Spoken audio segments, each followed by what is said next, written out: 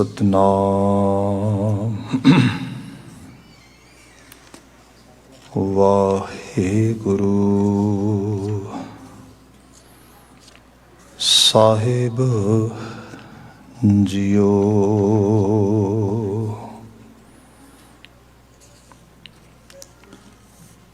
ਬਿਲਾਵਲ ਮਹਲਾ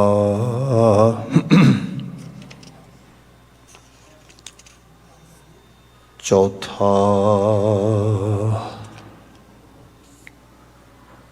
खत्री ब्राह्मण सूद वैस को जापै हर मंत्र जपैनी। खत्री ब्राह्मण सूद वैस को जापै हर मंत्र जपैनी। गुर सतगुर पार ब्रह्म कर पूजो नित सेवो दिनस सब रैनी। हर जन देखो सतगुर नैनी जो इच्छो सोई फल पाव। हर बोलो गुरमत बैनी रहा अनक उपाव। चितवियँ बहु तेरे सा होवै जे बात होवैनी। अपना भला सब कोई बांछै सो करे जे मेरा चित ना चितैनी। मन की मत त्यागो हर जन एहा बात कठैनी। अन दिन हर हर नाम त्यावो गुर सतगुर की मत लैनी। मत सुमत तेरै वस स्वामी हम जंत तू पुरख जनतैनी। जन नानक के प्रभ करते स्वामी ज्यों पहावै तिवें बुलैनी। मत सुमत तेरै वस स्वामी हम जंत तू पुरख जनतैनी। जन नानक के प्रभ करते स्वामी ज्यों पहावै तिवें बुलैनी। वाहिगुरु जी का खालसा वाहिगुरु जी की फतेह। जुगो जुग अटल तन तन गुरु ग्रंथ साहिब जी। गुरु पातशाह जी दी अपर अपार बख्शिश शाम समय से सत्संगत दियां कड़ियां प्राप्त कीतियां ने। लड़ीवार गुरबाणी व्याख्यान विच बिलावल राग ते उहदे विच गुरु रामदास साहब द्वारा उच्चारण किया गया उपदेश शब्द आपने सरवण कर लिया है। विचार का आगाज रहाओ दे बंद तो कर रहे हैं। गुरुदेव कह रहे ने हर जन देखो सतगुर नैनी जो इच्छो सोई फल पावो। हर बोलो गुरमत बैनी रहाओ। हर जन देखो सतगुर नैनी। सानू मनुख मात्र नू ये उपदेश है, पर मनुख मात्र नू उपदेश जो गुरु महाराज ने वर्ड्स यूज किए ने वो हैगे ने हर जन। सानू हरि दे जन के आया। अक्सर बात हुई है गुरबाणी जिन्हों अजकल इंपावरमेंट के तौर पर वेखते हैं। असी किसी नू संबोधन ये दिओ कि उसनू एहसास होए कि वह कौन है। जे संबोधन ही उसनू दिओगे कि तू शैतान है, तू माड़ा आ, तू कुछ आया, तू भैड़ा आ, डेफिनेटली उत एक्सपैक्टेशनस ही उवें दियां हो गई। वो फिर उन्हें एक्सपैक्टेशनस नू मीट करेगा। वो जे एक्सपैक्टेशनस ऐसियां होण कि तू संत जाने आ, तू रब दी जोत आ, तू चंगेरा मनुख आ, डेफिनेटली उहदे विच एबिलिटी वधेगी उस चीज़ वास्ते। इत्थे गुरु रामदास साहब बयान करदे कि हे मनुख, हे बशर, हे इंसान, ओ ह्यूमन बीइंग, हर जन देखो सतगुर नैनी। आओ देखो, देखो कि सतगुर नैनी अपने सतगुरु नू अखां नाल देख। हुण इत्थे सतगुरु का मतलब भी समझिए। सतगुरु का मतलब एक इंस्टीट्यूशन है। इत्थे कोई स्पैसीफिक परसनैलिटी नहीं गी। ਉਹ ਇੰਸਟੀਟਿਊਸ਼ਨ ਜਿਹੜਾ ਮਨੁੱਖ ਦੇ ਸਾਰੇ ਬਾਇਸ ਕੱਢਦਾ ਵਿੱਚੋਂ, ਕਿਉਂਕਿ ਸ਼ਬਦ ਸ਼ੁਰੂਆਤ ਵਿੱਚ ਬਿਲਕੁਲ ਸਦਭਾਵਨਾ, ਸਹਿਚਾਰ, ਸਰਵਸਵ ਦੇ ਨਾਲ ਉਸ ਸਾਰੇ ਮਿਲਾਪ ਸਾਂਝ ਦੀ ਬਾਤ ਲੈ ਕੇ ਆਵੇਗਾ। ਮਨੁੱਖ ਦੇ ਵਿੱਚ ਇੱਕ ਵਰਤਾਰਾ ਆ ਕਿ ਜਿਹੜੀ ਉਹਦੇ 'ਚ ਅਦਰਨੈਸ ਪਈ ਹੈ, ਬੇਗਾਨਗੀ ਪਈ ਹੈ, ਉਸ ਨੂੰ ਕਿਸੇ ਲੈਵਲ 'ਤੇ ਵੀ ਆਪਣੇ ਵਿੱਚੋਂ ਘਟਾ ਨਹੀਂ ਪਾਉਂਦਾ। ਅਤੇ ਉਸ ਨੂੰ ਘਟਾਇਆ ਕਿਵੇਂ ਜਾ ਸਕਦਾ ਹੈ? ਜਦੋਂ ਬਹੁਤ ਸੈਕਰੇਟ ਲੈਵਲ 'ਤੇ, ਬੜੇ ਡਿਵਾਈਨ ਲੈਵਲ 'ਤੇ ਅਸੀਂ ਆਪਣੀ ਸੁਰਤ ਦੀ, ਆਪਣੀ ਸੋਚ ਦੀ, ਆਪਣੇ ਜਿਹੜਾ ਮਾਇੰਡ, ਸਾਡਾ ਮਾਇੰਡ ਸੈੱਟ ਆ, ਉਹਦੀ ਅਪਲਿਫਟਿੰਗ ਕਰਦੇ ਹਾਂ। ਅਤੇ ਇਹ ਕਰਾ ਸਕਦਾ ਸਤਿਗੁਰੂ। ਆਓ ਸਤਿਗੁਰੂ ਨੂੰ ਨੈਣਾ ਨਾਲ ਦੇਖ। ਅਤੇ ਸਤਿਗੁਰੂ ਨੂੰ ਨੈਣਾ ਨਾਲ ਦੇਖਣ ਦਾ ਮਤਲਬ ਵੀ ਜਾਣੀਏ। ਜਿਵੇਂ ਸਪੋਜ਼ ਇਸ ਤਰ੍ਹਾਂ ਆ ਕਿ ਸਾਡੇ ਗੁਰੂ ਗ੍ਰੰਥ ਸਾਹਿਬ ਦੇ ਜਿਹੜੇ ਅੱਖਰ ਨੇ, ਇਹ ਗੁਰਮੁਖੀ ਨੇ, ਮਤਲਬ ਜਿਹੜੀ ਇੱਕ ਖਾਸ ਲਿਪੀ ਹੈ ਲਿਖਣ ਵਾਲੀ। ਇਸੇ ਲਿਪੀ ਦੇ ਵਿੱਚ ਪੰਜਾਬੀ ਦੀਆਂ ਕਿਤਾਬਾਂ ਵੀ ਲਿਖੀਆਂ ਮਿਲ ਜਾਂਦੀਆਂ ਨੇ, ਤੁਹਾਨੂੰ ਅਖਬਾਰਾਂ ਵੀ ਮਿਲ ਜਾਂਦੀਆਂ ਨੇ, ਬਹੁਤ ਕੁਛ ਮਿਲ ਜਾਂਦਾ। ਆਪਾਂ ਉਹਨਾਂ ਦੇ ਗੁਰਮੁਖੀ ਅੱਖਰ ਦੇਖੀਏ ਪੰਜਾਬੀ ਕਿਤਾਬਾਂ ਦੇ, ਨਾਵਲ ਦੇ, ਜਾਂ ਕਿਸੇ ਵੀ ਚੀਜ਼ ਦੇ, ਅਤੇ ਉਸ ਨੂੰ ਅਸੀਂ ਮੱਥਾ ਨਹੀਂ ਟੇਕਦੇ। ਜੇ ਕੋਈ ਸ਼ਖਸ ਐਵੇਂ ਕਰੇਗਾ ਤਾਂ ਕਹਿਣਾ ਪਏਗਾ ਇਹ ਕੀ ਇਹਨੂੰ ਪਤਾ ਨਹੀਂ ਹੈਗਾ, ਇਹ ਤਾਂ ਆਮ ਉਹ 'ਚ ਹੋ ਸਕਦਾ, ਮਾਫੀ ਚਾਹਾਂਗਾ, ਮਾੜੇ ਬੋਲ ਹੀ ਲਿਖੇ ਹੋਣ। ਹੁਣ ਗੁਰਮੁਖੀ ਲੈਟਰਸ ਹੀ ਯੂਜ਼ ਕੀਤੇ ਹੋਣ ਅਤੇ ਉਹਨਾਂ ਦੇ ਵਿੱਚ ਕੋਈ ਗਾਲਾਂ ਲਿਖ ਦੇ, ਆਪਾਂ ਉਸ ਨੂੰ ਕੀ ਕਵਾਂਗੇ? ਆਪਾਂ ਉਸ ਨੂੰ ਮੱਥਾ ਥੋੜ੍ਹਾ ਟੇਕਾਂਗੇ। ਪਰ ਹਾਂ, ਜਿਨ੍ਹਾਂ ਲੈਟਰਸ ਦੇ ਨਾਲ ਗੁਰਬਾਣੀ ਲਿਖੀ ਹੋਏਗੀ, ਅਸੀਂ ਕੀ ਕਰਾਂਗੇ? ਅਸੀਂ ਮੱਥਾ ਟੇਕਾਂਗੇ, ਅਸੀਂ ਉਸ ਨੂੰ ਸਿਜਦਾ ਕਰਾਂਗੇ।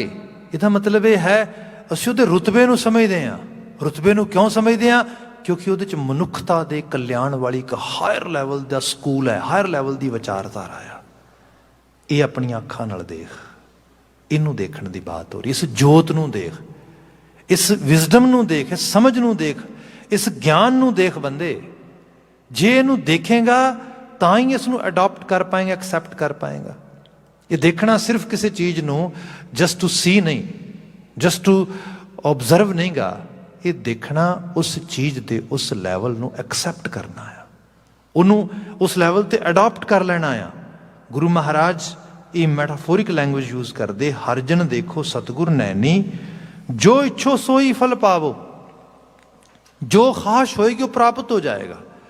ਹੁਣ ਇਹ ਸਾਡੇ ਖਿੱਤੇ 'ਚ ਰਹਿਣ ਵਾਲੇ ਲੋਕਾਂ ਦੀ ਬਾਤ ਇਹ ਹੁੰਦੀ ਹੈ ਕਿ ਮਨੋਕਲਪਿਤ ਚੀਜ਼ਾਂ ਪੂਰੀਆਂ ਪ੍ਰਾਪਤ ਹੋ ਜਾਣ, ਮਨ ਇੱਛਾ ਪੂਰੀਆਂ ਹੋ ਜਾਣ। ਇਸ ਬਾਬਤ ਇਸ ਤਰ੍ਹਾਂ ਜਾਣੋ, ਅਸੀਂ ਸ਼ਬਦ ਪੜ੍ਹਦੇ ਹਾਂ ਕਿ ਮਨ ਲੋਚੈ ਬੁਰਿਆਈਆਂ, ਹੈ ਤੇ ਗੁਰਬਾਣੀ ਤੋਂ ਬਾਹਰ ਦਾ ਪੱਟਾਂ ਦਾ ਸਵਈਆ ਹੈਗਾ ਕਿ ਜਿਹੜਾ ਹੈਗਾ, ਇਹ ਜਿਹੜੀ ਮਨ ਦੀਆਂ ਬਹੁਤੀਆਂ ਇੱਛਾਵਾਂ ਜਿਹੜੀਆਂ ਨੇ ਉਹ ਬਦੀ ਰਿਲੇਟਡ ਹੁੰਦੀਆਂ ਨੇ, ਬੁਰੀਆਂ ਹੁੰਦੀਆਂ ਨੇ। ਮਨ ਲੋਚੈ ਬੁਰਿਆਈਆਂ, ਗੁਰ ਸ਼ਬਦੀ ਇਹ ਮਨ ਹੋੜੀ ਹੈ। ਜੇ ਮਨ ਦਾ ਸਭ ਵਲਵਲਾ ਹੀ ਪੂਰਾ ਹੋਣਾ ਸ਼ੁਰੂ ਹੋ ਜਾਏ, ਜਿਵੇਂ ਇੱਕ ਜਗ੍ਹਾ 'ਤੇ ਆਚਾਰਿਆ ਬਹੁਤ ਖੂਬਸੂਰਤ ਲਿਖਦਾ ਹੈ, ਉਹ ਲਿਖਦਾ ਹੈ ਕਿ ਕੋਈ ਆਮ ਸ਼ਖਸ ਸੀਗਾ ਜਿਹੜਾ ਰਾਹੀ ਕਿਸੇ ਰਾਹ ਤੋਂ ਲੰਘ ਰਿਹਾ ਹੈ, ਆਮ ਪੰਜਾਬ ਦੇ ਜਾਂ ਉਸ ਨਾਰਦਰਨ ਇੰਡੀਆ ਦੇ ਨੇਟਿਵ ਇਨਵਾਇਰਮੈਂਟ ਜਾ ਕੇ ਦੇਖੋ ਤੁਸੀਂ, ਤੇ ਸਮਰ ਦਾ ਟਾਈਮ ਆ, ਤੁਰਦਾ ਲਗਾ ਜਾਂਦਾ ਹੈ, ਗਰਮੀ ਬੜੀ ਹੈ, ਕਿਤੇ ਕਿਤੇ ਛੋਟੇ ਛੋਟੇ ਦਰਖਤ, ਬੁਸ਼ਿਸ ਵਗੈਰਾ ਦਿਖਦੀਆਂ ਨੇ। ਫਿਰ ਅੱਗੇ ਜਾ ਕੇ ਉਹਨੂੰ ਇੱਕ ਵਿਸ਼ਾਲ ਕਾਏ ਵੱਡਾ ਸਾਰਾ ਦਰਖਤ ਦਿਸਦਾ ਹੈ, ਉਹਦੇ ਥੱਲੇ ਦੋ ਪੱਲੇ ਉਹ ਆਰਾਮ ਕਰਨ ਲਈ ਬੈਠ ਜਾਂਦਾ ਹੈ। ਜਿਵੇਂ ਅਸੀਂ ਕਲਪ ਵ੍ਰਿਕਸ਼ ਦੀ ਕਲਪਨਾ ਕਰਦੇ ਹਾਂ ਕਿ ਉਹਦੇ ਥੱਲੇ ਬੈਠ ਕੇ ਜੋ ਕਲਪਨਾ ਕਰੋਗੇ ਉਹ ਪੂਰੀ ਹੋ ਜਾਏਗੀ। ਮਨ ਦੀ ਵਲਵਲੇ ਜੀ ਇਹੀ ਬਾਤ ਹੁੰਦੀ ਕਿ ਮਨ ਜੋ ਚਾਹੇ ਉਹ ਮਿਲ ਜਾਏ, ਉਹਦੀਆਂ ਇੱਛਾਵਾਂ ਪੂਰੀਆਂ ਹੋ ਜਾਣ। ਹੁਣ ਹੋਇਆ ਇਹ ਕਿ ਦੁਪਹਿਰ ਦਾ ਸਮਾਂ ਉਸ ਛਾਂ ਵਿੱਚ ਬੈਠਾ, ਬੜਾ ਸਕੂਨ ਮਿਲਿਆ। ਹਾਂ, ਛਾਂ ਬੜੀ ਵਧੀਆ ਆ। ਮਨ ਹੀ ਮਨ ਵਿੱਚ ਸੋਚਦਾ ਕਿਤੇ ਠੰਡਾ ਪਾਣੀ ਪੀਣ ਨੂੰ ਮਿਲ ਜਾਂਦਾ ਨਾ, ਤੇ ਫਿਰ ਬੜਾ ਵਧੀਆ ਹੋ ਜਾਣਾ ਸੀਗਾ, ਕਿਉਂਕਿ ਛਾਂ ਤੇ ਵਧੀਆ ਸੀਗੀ। ਅਜੇ ਸੋਚ ਹੀ ਰਿਹਾ ਸੀਗਾ ਕਿ ਪਾਣੀ ਹਾਜ਼ਰ ਹੋ ਗਿਆ। ਕਹਿੰਦਾ ਹੱਦ ਹੋ ਗਈ, ਕਮਾਲ ਹੋ ਗਈ, ਪਾਣੀ ਮੰਗਿਆ ਸੀਗਾ, ਕਿਤੇ ਸ਼ਰਬਤ ਮੰਗ ਲੈਂਦਾ ਤੇ ਸ਼ਰਬਤ ਆ ਜਾਣਾ ਸੀਗਾ। ਅਜੇ ਸੋਚਿਆ ਹੀ ਏ ਤੇ ਸ਼ਰਬਤ ਦੀ ਸੁਰਾਹੀ ਹਾਜ਼ਰ ਹੋ ਗਈ। ਆਪਣਾ पानी दे 2 घुट पीते सीगे, वो विच ही छड्डे। शरबत दे 2-3 गिलास भर के पीते। बड़ा खुशी हुई, कमाल हो गई। फिर ख्याल आया चलो पानी भी मिल गया, शरबत भी मिल गया, किते खाना भी मिल जाता। ठंड मतलब गर्मी सीगी इन्नी ज़्यादा, तो ये कोई ठंडा ठार करने वाला पानी तो आ गया, पर इस लैवल ते फूड तो नहीं मिलिया। खैर जे सोचता है कई तरह के पदार्थों का थाल भरिया होया लग जाता, मतलब खान लग गया। खादा खूब रज के खादा, स्वादिष्ट बड़ा सीगा। तो फिर सोचा चलो हुण लेट जाने आ, क्योंकि तुरना तो मुश्किल होएगा उस तरीके दे नाल। खैर लेट गया, तो लेटिया होया सोचता है बाकी सब कुछ तो ठीक आ, पर जमीन ते लेटना एटलीस्ट होर कुछ नहीं तो कुछ विछाउणा ही हुंदा थल्ले। अजे सोचता है तो बैड लग जाता, बैड ते पैंदा नींद आ जाती है। थोड़ी देर सुता नींद आउंदी, अखां खुलदियां, अखां खोल के ते वेखदा आले दुआले, ते सोचदा हद हो गई, किस जगह ते बैठा, शिकर दोपहर आया। जो मन विच सोचदा वो हाजिर होई जा रहा। पानी आ गया, शरबत आ गया, खाना आ गया, बैड आ गया। किते ऐसा ना होए किते भूत प्रेत ही वसदे होने दे उत्ते, भूत नचन लगे। यू नो जो सोचा जा रहा वो हो रहा। ओ हो ये तो भूत आ गए, they might actually kill me, you know ये सोच सकते मैनू मार देन। वो चढ़ के छाती ते मारता उन्होंने। हुण है तो कहानी नुमा बात। सिक्ख्या की है? सिक्ख्या ये है मन दियां कल्पनावां जिन्नियां बंदा सोचदा जे सारियां पूरियां हो जाण, बंदे नूं मारन लई कुछ होर चाहिदा नहीं, आप ही मर जाए। इसनूं ते मन लोचै बुरियाइयां गुर शब्दी, गुरु के शब्द के जरिए यह मन होड़िए, इनू लगाम पानी, होड़ना, रोकना। सतगुरु दा रुतबा यह है, सतगुरु बंदे नूं संतोख देंदा है, जिन्होंने असीं कंटेंटमेंट कहने हैं। अदरवाइज जिवें शेख सादी बड़ा खूबसूरत लिखता एक जगह, तो वह कहंदा बंदे तेरे कोल 2 ही तरीके ने। एक तरीका कारगर नहीं गा, वो ये है कि जिहड़ियां तेरियां अखां ने ये जिधर भी जाणगियां, मतलब इधर तो लैके इधर तक जाण, इन्होंने बहुत कुछ दसेगा। सपोज साडे कई बारी प्रोफैसर साहब सानूं समझाया करते सी, कहंदे उमरां लंघ गईयां, गुरुद्वारा साहब मत्था टेकण लई भी आउणा मैं, कई बारी सोचदा कहंदे आउणा मत्था टेकण लई सिर रखिया, सामने कोई गुलदस्ता देखिया पिया होया, सामने कोई शो पीस देखिया, कोई चीज़ देखी, अक्सर मन विच वलवला आ जाना, काश इहो जिहा शो पीस मेरी डाइनिंग टेबल ते हुंदा। कहंदे काशां दी कोई इंतहा थोड़ा है। माड़ी जी नज़र दौड़ाई, किसी दी शर्ट पाई देखी, काश इहो जी शर्ट मेरे कोल हुंदी। गड्डी देखी, हाँ ये गड्डी मेरे कोल। कहंदे ये थोड़ा है कि इन्हें रज जाना है, तो 4 छपेरे हर चीज़ के उत्ते मलकीयत, आ भी चाहिए, आ भी चाहिए, आ भी चाहिए, खाश ही खाश। शेख सादी कहंदा है वो मनुख ये चीज़ चेते रखी, इन्हां अखां नूं तू समय नाल संभाल लै, अदरवाइज इन्हां अखां दे च कबर दी मिट्टी पै जानी है, पर इन्हां फिर भी भुखियां रहना। हाँ ये मुकाबल तैन एक चीज़ होर कर सकता है, इन्हां अखियां दे विच अपने गुरु तो समझदा सोझी दा सुरमा पाला है, संतोख। जिन्नी देर तक तू ये एहसास नहीं करेगा किस जीवन का छोटा जिहा लाइफ स्पैन है, ये किन्ना क साजो समान मैनू चाहिए है, उहदे मुताबिक मेरियां लोड़ां थोड़ा इन्हां दे उत्ते बंदा एम्फेसाइज करके अपने जीवन नू तरतीब दे लवे, इहदे चों भगती निकलती है। नहीं तो कित्थे लोकां कोल ते नितनेम करन दा टाइम नहीं हैगा, कित्थे भाई साहब टाइम ही नहीं हैगा। अर्ली मॉर्निंग बस इक्को चीज़ है, हाय मर गए, थोड़ा घट होर भज लीए, होर भज ली, एक रेस अजीब तरह की है। आपने कई बार कहानी जरूर पढ़ी होनी, क्योंकि अक्सर वो किते कई वर्जन में कहानी लिखी तो पढ़ाई सुनाई जाती है कि कोई शख्स सीगा, जमीन की बड़ी उन्होंने ललक सीगी, बड़ी भुख सीगी, तो किसी ने क्या एक बड़े दूर टापू के उत्ते जमीन ही जमीन पई है, तो बड़ी सस्ती है, उत्थे चला गया तो उन्होंने कहते मैनू जमीन चाहिए, वो कहते लै लै, वो कहते नहीं नहीं लिखत पढ़त करके लवांगा। कहते फिर वो एक तरीका आ कि जिन्नी क जमीन के उत्ते तेरा तू हक जताना चाहेगा, उन्नी क जमीन के उत्ते तेनों तुरना पएगा। वो कहता गल ही कुछ नहीं है, तुसीं दसो ओहदी कोई फीस, तो उन्हें पे करती सरकारी, तो उन्हें कहा भी कंडीशन सिर्फ इन्नी है भी सूरज चढ़ते तो लैके ते छिपते तक जिन्ना इलाका तू भज के कवर कर लेंगा वो तेरा हो जाएगा। बस कहते दौड़ी गया। और आज किसी ने कहा पानी पी लो, कहते नहीं पानी पीने का टाइम नहीं, कल नूं पी लांगे, अज तो आप जी लैंड जी है ये कंकर करनी है, इनू इत्ते कब्जा करना है। ਕਿਸੇ ਨੇ ਕਿਹਾ ਖਾਣਾ ਖਾ ਲੈ, ਕਹਿੰਦੇ ਅਖੀਰ ਭਜਦਿਆਂ ਸ਼ਾਮ ਪੈਣ ਵਾਲੀ ਹੋ ਗਈ, ਆਪਣੀ ਜਗ੍ਹਾ ਤੇ ਪਹੁੰਚ ਚੱਲਾ, ਪਰ ਪੈਂਦੇ ਮਰ ਗਿਆ। ਹਕੀਕਤ ਇਹ ਹੈ ਤੇ ਕਹਾਣੀ, ਪਰ ਬੰਦੇ ਨੂੰ ਸਮਝਾਈ ਗਈ ਹੈ। ਸਤਿਗੁਰੂ ਇਹ ਕਹਿੰਦਾ ਆ ਜੀਵਨ ਗੁਜਰਾਨ ਹੈ, ਇਹਦੇ ਵਿੱਚ ਲੋੜਾਂ ਥੋੜ੍ਹਾ ਸਭ ਪੂਰੀਆਂ ਕਰ ਪ੍ਰੋਪਰਲੀ, ਪਰ ਚੇਤੇ ਰੱਖ ਜੀਵਨ ਨੂੰ ਇੱਕ ਹਾਇਰ ਲੈਵਲ ਤੇ ਲੈ ਕੇ ਜਾਣਾ ਹੈ। ਇੱਛਾਵਾਂ ਨੂੰ ਕੰਟਰੋਲ ਕਰੇਗਾ ਤਾਂ ਲਿਜਾ ਪਾਏਗਾ, ਅਦਰਵਾਈਜ਼ ਇਹ ਇੱਛਾਵਾਂ ਤੈਨੂੰ ਭਟਕਾਉਣਗੀਆਂ। ਇਹਨੂੰ ਅਸੀਂ ਮਾਈਂਡ ਵਾਂਡਰਿੰਗ ਕਹਿੰਦੇ ਹਾਂ। ਇਸ ਸਾਰੇ ਅਹਿਸਾਸ ਵਿੱਚ ਗੁਰੂ ਬਾਬਾ ਜੀ ਨੇ ਬਿਆਨ ਕੀਤਾ ਕਿ ਇਸ ਮਨ ਨੂੰ ਹੋੜ, ਇਹ ਸ਼ਬਦ ਅੱਗੇ ਜਾ ਕੇ ਕਹੇਗਾ ਕਿ ਬੰਦੇ ਇਸ ਮਨ ਦੀ ਦੁਨੀਆ ਨੂੰ ਕੰਟਰੋਲ ਕਰਨਾ ਸਿੱਖ। ਇੱਥੇ ਗੁਰੂ ਬਾਬਾ ਜੀ ਨੇ ਬਾਤ ਕੀਤੀ, ਮਹਾਰਾਜ ਕਹਿੰਦੇ ਕਿ ਜੋ ਇੱਛੋ ਸੋਈ ਫਲ ਪਾਵੋ, ਜੋ ਤੁਹਾਡੀਆਂ ਇੱਛਾਵਾਂ ਹੋਣਗੀਆਂ ਫਲ ਪ੍ਰਾਪਤ ਹੋ ਜਾਏਗਾ। ਪਰ ਹੁਣ ਇੱਛਾਵਾਂ ਉਸ ਲੈਵਲ ਤੇ ਜਦੋਂ ਸੀਮਤ ਹੀ ਹੋ ਗਈਆਂ, ਉਹੀ ਹੋ ਗਈਆਂ ਜਿਹਨਾਂ ਨੂੰ ਵਾਕਿਆ 'ਚ ਹੀ ਮੈਨੂੰ ਪੁੱਗਦਿਆਂ ਵੇਖਣਾ ਚਾਹੀਦਾ ਹੈ, ਤੇ ਜਿਨ੍ਹਾਂ 'ਚ ਮੈਂ ਐਨਰਜੀ ਆਪਣੀ ਲਗਾ ਸਕਦਾ ਹਾਂ, ਉਹੀ ਖਾਸ਼, ਉਹੀ ਇੱਛਾ ਬੰਦੇ ਨੇ ਰੱਖ ਲਈ। ਕਿਹਾ ਜੋ ਇੱਛੋ ਸੋਈ ਫਲ ਪਾਵੋ, ਹਰ ਬੋਲੋ ਗੁਰਮਤ ਬੈਣੀ। ਤੇ ਫਿਰ ਗੁਰਮਤ ਬੈਣੀ, ਗੁਰੂ ਕੀ ਮਤ ਵਾਲੇ ਬੈਣ ਹੁੰਦਾ ਬੋਲ, ਅਲਫਾਜ਼, ਲਫ਼ਜ਼, ਹਰਫ, ਉਹੋ ਜਿਹੇ ਲਫ਼ਜ਼ਾਂ ਦੀ ਚੋਣ ਕਰਨੀ।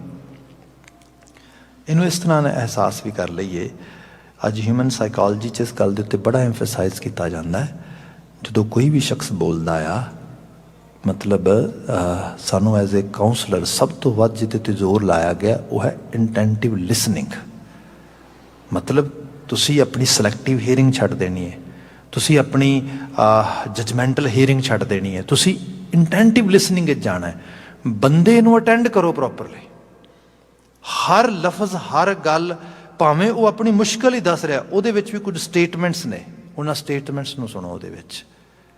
ਉਹਦੇ 'ਚੋਂ ਪਤਾ ਲੱਗੇਗਾ ਇਹਦੀ ਮਨੋਦਸ਼ਾ ਕੀ ਹੈ, ਮਨੋਵੇਗ ਕਿੱਧਰ ਨੂੰ ਜਾ ਰਿਹਾ ਆ। ਤੇ ਉਸ ਮਨੋਵੇਗ ਦੇ ਵਿੱਚ ਵੀ ਫਿਰ ਬੇਸਿਕ ਚੀਜ਼ਾਂ ਆਉਂਦੀਆਂ ਨੇ।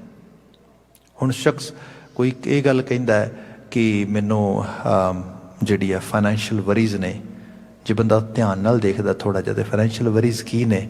ਕਿਤੇ ਕਿਸੇ ਤੋਂ ਅੱਗੇ ਨਿਕਲਣ ਦੀ, ਜਿਹੜੀ ਜਿਹਨੂੰ ਅਸੀਂ ਗਲਤ ਪ੍ਰਤੀਸਪਰਧਾ ਕਹਿੰਦੇ ਹਾਂ, ਜਿਹੜੀ ਇੱਕ ਅਨਹੈਲਦੀ ਕੰਪੀਟੀਸ਼ਨ ਆ, ਉਹਦੇ 'ਚੋਂ ਕੁਝ ਨੂੰ ਚੀਜ਼ਾਂ ਜਿਹੜੀਆਂ ਨੇ ਉਹ ਆ ਰਹੀਆਂ ਨੇ ਇਹਦੇ ਅੰਦਰ। ਇਹਦਾ ਵੱਡੀ ਮੁਸ਼ਕਲ ਜਿਹੜੀ ਹੈ ਉਹ ਉਹਨਾਂ ਚੀਜ਼ਾਂ ਬਾਰੇ ਵਰੀਜ਼ ਕਰਨਾ ਨਹੀਂ ਗਾ, ਆਪਣੀਆਂ ਸੋਚਾਂ ਨੂੰ ਦਰੁਸਤ ਕਰਨਾ ਆ। ਪ੍ਰੋਬਲਮ ਇੱਥੇ ਆ ਰਹੀ ਹੈ। ਸਟੇਟਮੈਂਟਸ ਇਸ ਕਿਸਮ ਦੀਆਂ ਨੇ। ਜਾਂ ਕਿਸੇ ਤਰੀਕੇ ਦੇ ਨਾਲ ਕੋਈ ਸ਼ਖਸ ਆ, ਮੈਂ ਬੀਤੇ 'ਚ ਹੀ ਕੋਈ ਮੇਰੇ ਨਾਲ ਬਾਤ ਹੋ ਰਹੀ ਸੀ, ਤੇ ਇੱਕ ਮਾਂ ਆਪਣੇ ਬੱਚੇ ਦੇ ਪ੍ਰਤੀ ਬੜੀ ਵਰੀਡ ਹੈ, ਤੇ ਗੱਲਬਾਤ ਹੋਈ, ਤੇ ਜਲਦੀ ਤੋਂ ਜਲਦੀ ਉਹਨੂੰ ਅਪੋਇੰਟਮੈਂਟ ਦਿਓ, ਇਹ ਹੈ ਕੁਝ ਨਸ਼ੇ ਵਗੈਰਾ ਦਾ ਇਸ਼ੂ ਸੀਗਾ। ਠੀਕ ਹੈ ਭਾਈ, ਛੇਤੀ ਕਾਹਦੇ ਲਈ ਅਪੋਇੰਟਮੈਂਟ ਚਾਹੀਦੀ ਹੈ? ਕ੍ਰਾਈਸਿਸ ਹੈ ਕੋਈ? ਹਾਂ ਕ੍ਰਾਈਸਿਸ ਹੀ ਕਹਿ ਲਓ, ਕ੍ਰਾਈਸਿਸ ਹੈ ਭਾਈ, ਫਿਰ ਮੈਂ ਤੁਹਾਨੂੰ ਕੁਝ ਨੰਬਰ ਦੇਣਾ, ਉਹਨਾਂ 'ਤੇ ਕਾਲ ਕਰੋ, ਕ੍ਰਾਈਸਿਸ ਇੰਟਰਵੈਂਸ਼ਨ ਵਾਲੇ ਹੈਗੇ ਨੇ ਇੱਥੇ, ਉਹ ਹੈਲਪ ਕਰਨਗੇ ਜੀ। ਉਹ ਤੇ ਕੋਈ ਹੈਲਪ ਨਹੀਂ ਕਰਦੇ ਇਸ ਤਰੀਕੇ ਨਾਲ। ਉਹ ਫਿਰ ਕ੍ਰਾਈਸਿਸ ਨਹੀਂ ਹੋਣਾ, ਫਿਰ ਤੁਸੀਂ ਬਣਾ ਰਹੇ ਹੋ ਕ੍ਰਾਈਸਿਸ। ਗੱਲ ਕੀ ਹੋਈ? ਗੱਲ ਇਹ ਹੈ ਕਿ ਬੱਚਾ ਕਿਸੇ ਇੱਕ ਫਰਮ ਦੇ ਵਿੱਚ ਅਸਿਸਟੈਂਟ ਮੈਨੇਜਰ ਹੈ, ਕਮਾਲ ਹੋ ਗਈ, ਫਿਰ ਤੇ ਉਹ ਜੌਬ ਕਰ ਰਿਹਾ, ਫਿਰ ਕੋਈ ਕ੍ਰਾਈਸਿਸ ਤੇ ਹੋ ਨਹੀਂ ਸਕਦਾ। ਜੌਬ ਤੇ ਆਲਰੇਡੀ ਕਰ ਰਿਹਾ, ਪਰ ਰੋਜ਼ ਜਾ ਰਿਹਾ, ਜੋ ਰਿਹਾ, ਉਹ 'ਚ ਕੋਈ ਦਿੱਕਤ ਨਹੀਂ ਜੌਬ ਕਰਨ ਦੇ 'ਚ। ਘਰ ਦੇ 'ਚ ਹੀ ਆਹ ਕੰਮ ਕਰਦਾ ਹੈ, ਕੋਈ ਦਿੱਕਤ ਨਹੀਂ। ਫਿਰ ਦਿੱਕਤ ਕਿੱਥੇ ਹੈ? ਦਿੱਕਤ ਇੱਥੇ ਹੈ ਕਿ ਕੁਝ ਬਹੁਤ ਜ਼ਿਆਦਾ ਹਾਈ ਐਕਸਪੈਕਟੇਸ਼ਨਸ ਮਾਂ ਨੇ ਆਪਣੇ ਅੰਦਰ ਬਿਲਡ ਕਰ ਲਈਆਂ ਨੇ, ਉਹਨਾਂ ਨੂੰ ਮੀਟ ਕਰੇ ਹੁਣ ਉਹ। ਉਸੇ ਰੂਪ ਦੇ ਵਿੱਚ ਰਿਲੇਸ਼ਨਸ਼ਿਪ ਖਰਾਬ ਹੋ ਰਹੀ ਹੈ, ਉਸ ਨੂੰ ਲੱਗਦਾ ਕਿ ਘਰੋਂ ਤੇ ਪਿਆਰ ਮੈਨੂੰ ਮਿਲਣਾ ਨਹੀਂ ਗਾ, ਤੇ ਫਿਰ ਉਹ ਕਿਸ ਪਾਸੇ ਜਾ ਰਿਹਾ? ਉਹ ਨਸ਼ੇ ਵਾਲੇ ਪਾਸੇ ਜਾ ਰਿਹਾ। ਮੈਂ ਮਾਂ ਨੂੰ ਕਹਿ ਰਿਹਾ ਆਹ ਚੀਜ਼ ਦੇਖ, ਉਹਨੂੰ ਮੇਰੀ ਗੱਲ ਬਿਲਕੁਲ ਚੰਗੀ ਨਹੀਂ ਲੱਗਦੀ, ਉਹ ਕਹਿੰਦੀ ਹੱਦ ਹੋ ਗਈ, ਇਹ ਕਿਹੜੀਆਂ ਗੱਲਾਂ ਕਰ ਰਿਹਾ, ਇਹ ਮੇਰੀ ਗੱਲ ਤੇ ਕਿਉਂ ਨਹੀਂ ਫੋਕਸ ਕਰਦਾ, ਮੇਰੀ ਗੱਲ ਤੇ ਕਿਉਂ ਨਹੀਂ ਐਮਫਸਾਈਜ਼ ਕਰਦਾ? ਕਿਉਂਕਿ ਅਲਟੀਮੇਟਲੀ ਜੋ ਮੈਂ ਇਹੀ ਸਟੇਟਮੈਂਟਸ ਨੇ ਬੰਦੇ ਦੀਆਂ, ਜਿਹੜੇ ਬੈਨ ਨੇ, ਬਚਨ ਨੇ, ਬੋਲ ਨੇ, ਉਹ ਇਕੱਲੇ ਬੋਲ ਬਚਨ ਨਹੀਂ ਗਏ, ਸਾਡੇ ਅੰਦਰ ਦੀ ਦੁਨੀਆ ਨੂੰ ਵਿਖਾ ਰਹੇ ਨੇ। ਇੱਥੇ ਗੁਰੂ ਬਾਬਾ ਜੀ ਕਹਿੰਦੇ ਜਦੋਂ ਸਤਿਗੁਰੂ ਨੂੰ ਨੈਣਾ ਨਾਲ ਦੇਖ ਲਏਗਾ, ਭਾਵ ਉਹਦੇ ਸੰਦੇਸ਼, ਉਹਦੇ ਉਪਦੇਸ਼, ਉਹਨਾਂ ਨੂੰ ਓਬਜ਼ਰਵ ਕਰਨ ਦੀ, ਉਹਨਾਂ ਨੂੰ ਅਡਾਪਟ ਕਰਨ ਦੀ ਐਬਿਲਿਟੀ ਤੇਰੇ 'ਚ ਪੈਦਾ ਹੋਏਗੀ, ਫਿਰ ਚੇਤੇ ਰੱਖੀ ਹਰ ਬੋਲੋਂ ਗੁਰਮਤ ਬੈਣੀ, ਤੇਰੇ ਬੋਲ ਬਾਣੀ ਬਦਲੇਗੀ। ਤੇਰੀ ਬੈਣਾਂ ਦੇ ਵਿੱਚ, ਤੇਰੇ ਬਚਨਾਂ ਦੇ ਵਿੱਚ ਗੁਰੂ ਕੀ ਮਤ ਰਿਫਲੈਕਟ ਕਰੇਗੀ। ਇੱਕ ਲਾਈਨ ਹੋਰ ਦੇਖ ਕੇ ਫਿਰ ਆਪਾਂ ਵਾਈਂਡ ਅਪ ਕਰ ਦਿੰਨੇ ਆ। ਜਿਹੜਾ ਬਚਨ ਸੀ, ਖੱਤਰੀ ਬ੍ਰਾਹਮਣ ਸੂਦ ਵੈਸ ਕੋ ਜਾਪੈ ਹਰ ਮੰਤਰ ਜਪੈ ਨੀ। ਜਿਹੜਾ ਖਿੱਤਾ ਬਹੁਤ ਬੁਰੀ ਤਰ੍ਹਾਂ ਡਿਵਾਈਡ ਕੀਤਾ ਗਿਆ ਸੀਗਾ ਕਾਸਟਿਜ਼ਮ ਦੇ ਵਿੱਚ, ਕਲਾਸਿਜ਼ਮ ਦੇ ਵਿੱਚ, ਉਸ ਸਾਰੇ ਦੇ ਵਿੱਚ ਗੁਰਮਤ ਇੱਕ ਰੌਸ਼ਨੀ ਬਣ ਕੇ ਆਈ। ਗੁਰਮਤ ਨੇ ਕਿਹਾ, ਅਸੀਂ ਲਿਟਰਲੀ ਤੌਰ ਤੇ ਸ਼ਬਦ ਪੜ੍ਹਦੇ ਹਾਂ, ਕੋਈ ਜਨ ਹਰਸਿਓ ਦੇਵੈ ਜੋਰ, ਅਨੋਨੀਮਸਲੀ ਐਨੀਵਨ, ਕੋਈ ਕੰਡੀਸ਼ਨ ਨਹੀਂ, ਇਸੇ ਕਾਸਟ ਚੋਂ, ਇਸੇ ਜਾਤ ਚੋਂ, ਇਸੇ ਪੱਖ ਚੋਂ, ਇਸ ਰੂਪ ਦੇ ਵਿੱਚ। ਇਸ ਸਾਰੇ ਦੇ ਸਦਕਾ ਆਪ ਦੇਖੋ, ਆਪੋ ਆਪਣਾ ਨਜ਼ਰੀਆ ਹੈ ਚੀਜ਼ਾਂ ਨੂੰ ਪੜ੍ਹਨ ਦਾ, ਸਮਝਣ ਦਾ, ਦੇਖਣ ਦਾ। ਜਿਸ ਵਕਤ ਅਬਦਾਲੀ ਅਟੈਕ ਕਰਦਾ ਹੈ ਪਾਣੀਪਤ ਦੇ ਮੈਦਾਨ, ਕੁੰਜਪੁਰੇ ਤੇ ਪਾਣੀਪਤ ਦੇ ਮੈਦਾਨ ਦੇ ਵਿੱਚ, ਮਰਹੱਟੇ ਤੇ ਅਬਦਾਲੀ ਆਮੋ ਸਾਹਮਣੇ ਨੇ। ਏਸ਼ੀਆ ਦੀ ਸਭ ਤੋਂ ਵੱਡੀ ਫੋਰਸ ਸੀਗੇ ਮਰਹੱਟੇ ਉਸ ਵਕਤ। ਅਬਦਾਲੀ ਆਲਮੋਸਟ ਡਰ ਗਿਆ ਸੀਗਾ and he was ready to leave the field. Sirajud Daulah ਨੂੰ ਉਹ ਲੜ ਪੈਂਦਾ, ਜਿਹਨੇ ਬੁਲਾਇਆ ਸੀਗਾ, ਉਹਦਾ ਨਵਾਬ ਸੀਗਾ, ਪੈਸੇ ਦੇ ਕੇ। ਉਹਨੇ ਕਿਹਾ ਮਰਵਾਤਾ ਮੈਨੂੰ, ਏਡੀ ਵੱਡੀ ਫੌਜ ਦੇ ਸਾਹਮਣੇ, ਇਹਨਾਂ ਲੜਾਕਿਆਂ ਸਾਹਮਣੇ ਮੈਂ ਤੇ ਟਿਕ ਨਹੀਂ ਪਾਵਾਂਗਾ। ਹੋਇਆ ਕਿ ਸ਼ਾਮ ਪਈ, ਸਿਰਾਜੂ ਦੌਲਾ ਵੀ ਖੌਫ ਖਾ ਗਿਆ ਵੀ ਕੀ ਬਣੇਗਾ। ਸ਼ਾਮ ਪਈ ਤੇ ਦੂਜੇ ਪਾਸੇ ਕੀ ਹੋਇਆ, ਪੂਰੇ ਦੀ ਪੂਰੀ ਜਿਹੜਾ ਹੈਗਾ ਮਰਹੱਟਿਆਂ ਵਾਲੇ ਕੈਂਪ ਦੇ ਵਿੱਚ ਦੀਵਾਲੀ ਬਲ ਗਈ। ਇਹਨੇ ਸੋਚਿਆ, ਮਤਲਬ ਜਗ੍ਹਾ ਜਗ੍ਹਾ ਤੋਂ ਰੌਸ਼ਨੀ ਆਉਣ ਲੱਗ ਗਈ। ਇਹਨੇ ਸੋਚਿਆ ਵੀ ਇਹ ਹੁਣ ਅਟੈਕ ਕਰਨ ਲੱਗੇ ਨੇ, ਇਹਨਾਂ ਨੇ ਸ਼ਮਾ ਸਾਰੀਆਂ ਬਾਲ ਲਈਆਂ ਨੇ, ਦੇਖੋ ਨਾ ਅਟੈਕ ਔਨ ਮੀ। ਅਬਦਾਲੀ ਡਰ ਗਿਆ। ਇਹਨੇ ਸਿਰਾਜੂ ਦੌਲਾ ਨੂੰ ਬੋਲਿਆ, ਕਹਿਣ ਲੱਗਾ ਫਟਾਫਟ ਫੌਜ ਰੈਡੀ ਕਰੀਏ। ਮੈਂ ਤਾਂ ਸੋਚ ਰਿਹਾ ਸੀ ਨਾਈਟ ਨੂੰ, late night we gonna make some plans, but now they gonna attack on ਅਸ। ਉਹ ਕਹਿੰਦਾ ਨੋ ਕੋਈ ਅਟੈਕ ਨਹੀਂ ਕਰਨ ਲੱਗੇ, ਤੇ ਕੈਂਪ ਵਗੈਰਾ ਆਪਣੇ ਲਗਾ ਰਹੇ ਨੇ, ਇਹ ਤੇ ਆਪਣੇ ਜਿਹੜਾ ਹੈਗਾ ਸਾਰੇ ਦਾ ਸਾਰਾ ਲੰਗਰ ਪਾ ਕੇ ਬੈਠੇ ਨੇ। ਉਹ ਕਹਿੰਦਾ ਹੋ ਕੀ ਰਿਹਾ? ਕਹਿੰਦਾ ਤੈਨੂੰ ਨਹੀਂ ਪਤਾ? ਕਹਿੰਦਾ ਪੁਰਬੀਏ ਨੇ, ਪੁਰਬੀਆਂ ਦੀ ਇਹ ਮੁਸ਼ਕਿਲ ਇਹ ਹੈ ਵੀ ਜੇ ਉਹ 19 ਮੈਂਬਰ ਨੇ, ਉਹਨਾਂ ਨੂੰ 21 ਚੁੱਲ੍ਹੇ ਚਾਹੀਦੇ ਨੇ, ਕਿਉਂਕਿ ਇੱਕ ਨੇ ਦੂਜੇ ਚੁੱਲ੍ਹੇ ਦਾ ਖਾਣਾ ਨਹੀਂਗਾ, ਇੱਕ ਨੇ ਦੂਜੇ ਦੇ ਹੱਥ ਦਾ ਨਹੀਂ ਖਾਣਾ ਹੈਗਾ। ਕਾਸਟਿਜ਼ਮ ਹੈਗਾ, ਕਲਾਸਿਜ਼ਮ ਹੈਗਾ, ਸਾਰਾ ਕੁਝ। ਅਬਦਾਲੀ ਨੇ ਰਾਈਟ ਵੇ ਮਾਈਂਡ ਬਦਲ ਲਿਆ, ਕਹਿਣ ਲੱਗਾ ਹੁਣੇ ਅਟੈਕ ਕਰੋ, ਦਿਨ ਚੜ੍ਹਦੇ ਨੂੰ ਅਸੀਂ ਜੇਤੂ ਆਵਾਂਗੇ। ਜਿਹੜੀ ਇਹ ਚੀਜ਼ ਆ ਨਾ, ਇਸ ਤਰੀਕੇ ਨਾਲ ਫਾੜੀ ਫਾੜੀ ਹੋ ਕੇ ਵੰਡੇ ਜਾਣਾ, ਸਮਾਜ ਇਹਦੇ ਨਾਲ ਬਰਬਾਦ ਤੇ ਤਬਾਹ ਹੁੰਦਾ ਹੈ। ਜਦੋਂ ਅਸੀਂ ਦੇਖੀਏ, ਗੁਰੂ ਸਾਹਿਬ ਨੇ ਕਿਹਾ ਮਨੁੱਖਾਂ ਦਾ ਹੋਣੀ ਤੇ ਮਨੁੱਖਾਂ ਦੀਆਂ ਸਮੱਸਿਆਵਾਂ ਇਕੱਠੀਆਂ ਨੇ, ਤੇ ਕਿਸੇ ਅਸੂਲ ਤੇ ਚੜ੍ਹ ਕੇ, ਕਿਸੇ ਅਸੂਲ ਤੇ ਬੈਠ ਕੇ ਤੁਸੀਂ ਜੀਵਨ ਨੂੰ ਜੀਓ। ਇਹ ਉਪਦੇਸ਼ ਉਸ ਪਾਸੇ ਨੂੰ ਪ੍ਰੇਰ ਰਿਹਾ ਆ। ਸਮਾਂ ਸਮਾਪਤ ਆ। I have to leave here. ਆਉਂਦੇ ਕੱਲ ਇੱਥੋਂ ਹੀ ਬਾਤ ਸ਼ੁਰੂ ਕਰਾਂਗੇ। ਭੁੱਲਾਂ ਗਲਤੀਆਂ ਲਈ ਮਾਫੀ। ਕਿਰਸਾਨੀ ਸੰਘਰਸ਼ ਨਾਲ ਜੂਝ ਰਹੇ ਮਾਈ ਭਾਈ ਦੀ ਚੜ੍ਹਦੀ ਕਲਾ, ਸਫਲਤਾ ਦੀ ਅਰਦਾਸ ਨਾਲ ਸਮਾਪਨ ਕਰੀਏ। ਕਹਿ ਦੇਣਾ ਜੀ, ਵਾਹਿਗੁਰੂ ਜੀ ਕਾ ਖਾਲਸਾ, ਵਾਹਿਗੁਰੂ ਜੀ ਕੀ ਫਤਿਹ।